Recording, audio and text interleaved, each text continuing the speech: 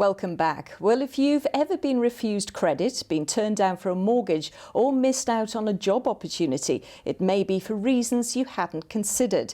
Data gathered from everyday browsing is now part of the selection process for many institutions. Well, joining me to explain more is Dr. David Stillwell from the Judge Business School, who's a lecturer in big data analytics. Welcome. Hello. So first of all, what kind of data are these companies interested in? I mean, essentially the companies are interested in any data that can allow them to make a prediction about what you're like and therefore how good of a customer you would be in the future. So that can be from your social media data to your search data, maybe the websites that you've visited, even your cell phone data. So whatever data they can get their hands on to really understand you as a consumer. So is it always accurate though? Because a lot of data, say if you go on Facebook and you click a like, it doesn't mean you're a consumer of that product, for example. It could be that you want to take part in a competition. How accurate is that data for these employers and other institutions? We did some research looking at what is the relationship between just someone's Facebook likes on the one hand and what they're like as a person on the other hand. And we measured what they're like as a person from their psychological test results. So we got them to complete a questionnaire about themselves, and then we got them to share their Facebook likes. And we used the Facebook likes to predict the questionnaire results. And what we found was actually the computer was extremely accurate at predicting someone's psychology from their Facebook likes, so just their Facebook likes. And then the question is, well, how accurate actually is that? So we compared someone's ability to predict someone else's personality. So we got someone's mum to say what is the personality of their child, and then we compared that to how accurate the computer was. And we found actually the computer was even more accurate than someone's mum, almost as accurate as someone's spouse.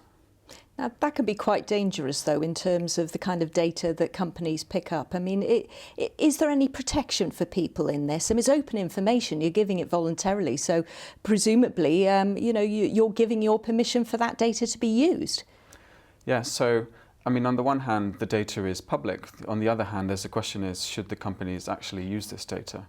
And I think at the moment, people feel at least uncomfortable about how their data is being used after they've sort of made it available to companies. And people don't feel like they've got any power over how it's used. Once it's out of your hands, who knows what they're doing with it? And actually, I don't think that should be the case because it leads to a backlash every now and again. So every now and again, you hear what a company is doing with your data, and suddenly there's a media furore about, I can't believe this company is doing this. And that's not good for companies, and it's not good for individuals as well. So what I encourage companies to do is to actually use data in collaboration with their consumers. So find a way for consumers to voluntarily want to share their data with you such that you can then provide them with better products. So taking an example of car insurance, for example, from someone's Facebook data, you can get a better idea of whether someone's a good car insurance risk on the basis that they like exciting things like bungee jumping and crazy things like that, and therefore they're probably more likely to drive their car fast. Or they like very sedate things like chess, and therefore they're more likely to drive their car slowly. So if companies can actually say to you, well, given your Facebook data, if you share it with us, we might be able to give you a discount on your insurance because we'll think that you're a good risk, then that's something that's good for consumers and it's good for companies. But is that strictly true? Because there are a lot of people out there who are professionals, who are doctors or dentists, who lead very reliable, risk-free lives, and then they want to go up Everest. They want to jump off a bridge on the end of a bungee rope. I mean, that is the way people function. They have very separate lives, their everyday lives divided, against their leisure time. So is that an accurate picture, though? Well, it's certainly the case that we have different lives in different places. I mean, I speak to my friends in a different way than I speak to my parents. But on the other hand, underlying that, there's still a set of very stable psychological traits that do tend to follow people from situation to situation. So my research is looking at these very stable traits, which, although they may not explain the full of what you're like as a person at work or a person at home, they do explain at least some of it. So they give a better picture than you would have if you had no data at all. I mean, one of the ways that mortgage companies now are assessing whether you're a good risk in terms of offering you a loan for a mortgage is by checking your bank account to see what you're spending your money on every month. And if you have a lot of takeaways or something like that, then you're considered to be someone who spends a lot of money, you know, doesn't stay at home. So the advice is be very abstemious in the 6 months before you apply for a loan. Is it the case that with other parts of your life, you simply have to manage your online profile in the same way to get across the right message? I don't want that to be what people have to do. And the reason is because there's so much data available about you now, and we live so much of our lives through this digital services. As I said, cell phones, the things you search for on the internet, social media, credit cards. You just can't get away from using these services. And people shouldn't have to sort of become a different person in order to function in everyday life.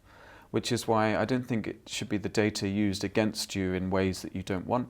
It should be used, you know, in collaboration with you, so that you can still be yourself on these services. And actually being yourself means a company has a better understanding of you and they can give you products that are personalized to the type of person that you are. And actually that should be beneficial if you can act as yourself, rather than having to pretend to be someone else like you do if you've got a CV, for example. Now, as you say, you've been giving advice to a lot of these companies about how to manage that data. What does the everyday person do then? What would your advice be to them?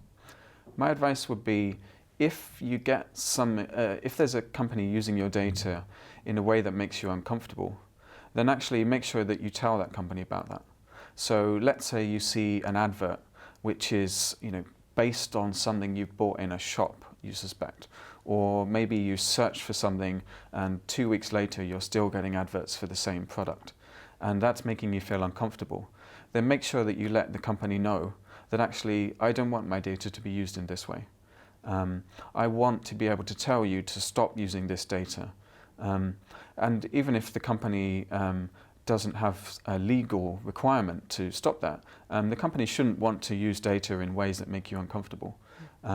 So, I mean, similarly, you can tweet about it, you can tell others about it, such that the company knows that this is not something that, you know, the way they're using the data is making people unhappy. And that's not something that companies actually want to do. Mm. In terms of the future, I mean, big data still has a very poor reputation. There's a lot of debate about how easy it is to access information and whether, you know, organisations should be able to do that.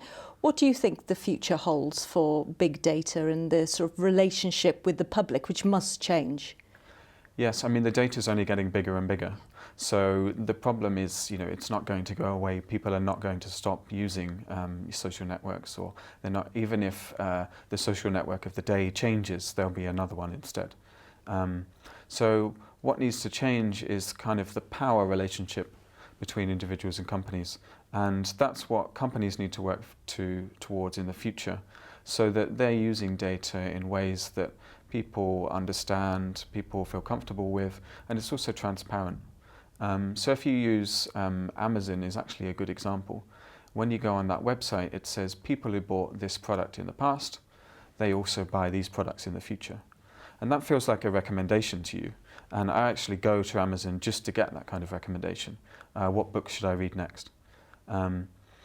So that's something that's actually useful for you.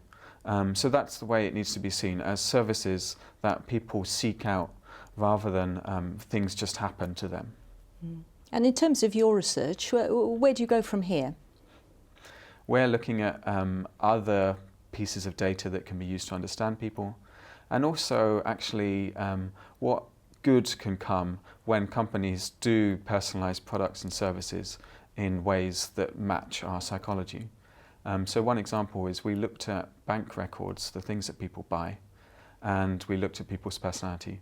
And then we looked at the fit between the two. So do you buy things that seem to match your personality? And what we found is that people who do buy things that match their personality are happier. So that does indicate if companies are personalising products and services to match us as people, that not only benefits the company, but it also benefits us as individuals. Because instead of getting spam for 500 different products, we can get the few products that are actually going to be beneficial to us. Dr. David Stillwell, thank you very much for joining us. Thanks. Thank you.